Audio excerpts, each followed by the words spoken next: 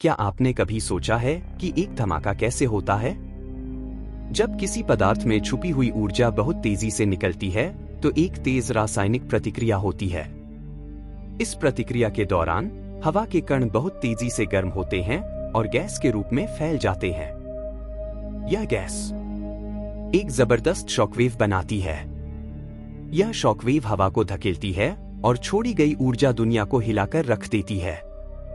छोटी सी चिंगारी से लेकर एक परमाणु धमाके तक, हर विस्फोट के पीछे एक ही रहस्य छिपा है, ऊर्जा का खतरनाक खेल। ऐसे ही और भी अद्भुत वैज्ञानिक रहस्यों को जानने के लिए हमारे चैनल को सब्सक्राइब करें।